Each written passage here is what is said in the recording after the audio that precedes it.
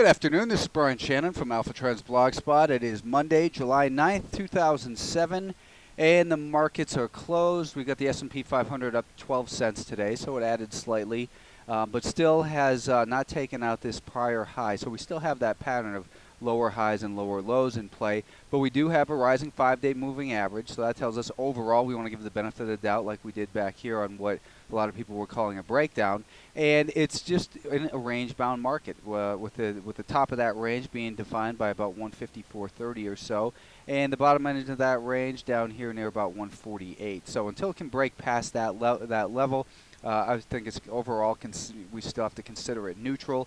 We've got a these moving averages crisscrossing still. Yesterday I outlined the case for the possible formation of an inverted head and shoulders. I still think that's a good potential scenario that if we get a pullback here, it could form that right shoulder. So let's keep an eye on that. But in the short term, the market continues to be somewhat extended. So no signs of it breaking down, though. We've still got a rising 5-day moving average. So no reason even for shorter term traders to take short positions in here.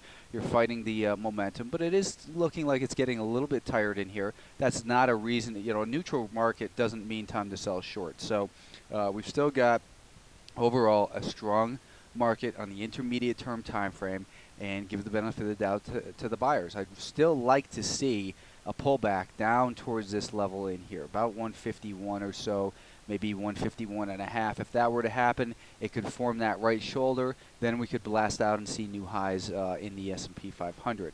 Let's take a look at the Nasdaq. The Nasdaq 100 added to its recent rally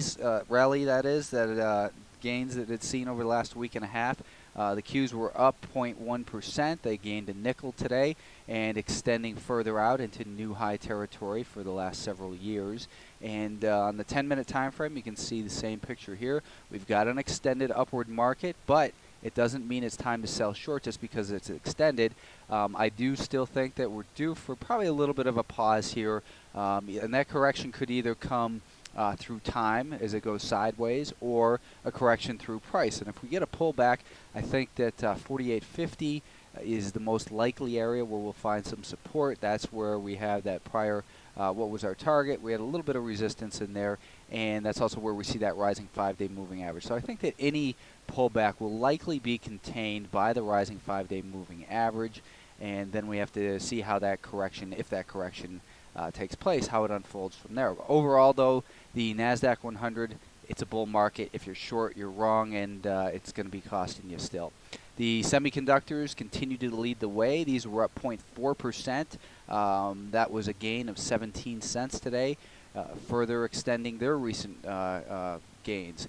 And this market, again, like I said yesterday, I wouldn't be surprised at all to see 40 in the short, relatively short term.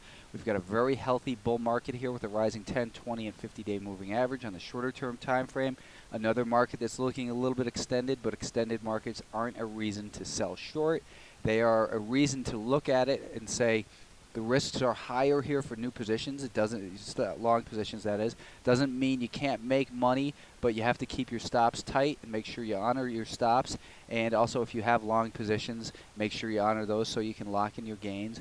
Wait for the dust to settle on any potential pullback if you're just a long trader, and look for a new entry point. But overall, the semiconductors, they act great. Look at this weekly time frame. It looks fantastic. And on the monthly time frame, same thing here. This is what we looked at yesterday. And this is where I said I wouldn't be surprised if this market could actually make it up towards about $45 a share based on the current momentum of this rally. But keep your stops in place. As long as we have a pattern of higher highs and higher lows, no reason to think it can't continue higher. The IWM continues to trade up near the high end of its recent range, which is basically about $81 to $85. And as I said yesterday, I'm hoping that we get a pullback maybe down towards this 83.5 and then a push higher. But for now, it continues to be range bound. It's at the top end of the range. Usually the markets don't break out after a rally from 81.5 to 85 like this, but it could be building for a breakout. My guess is that we'll probably see a pullback before a breakout.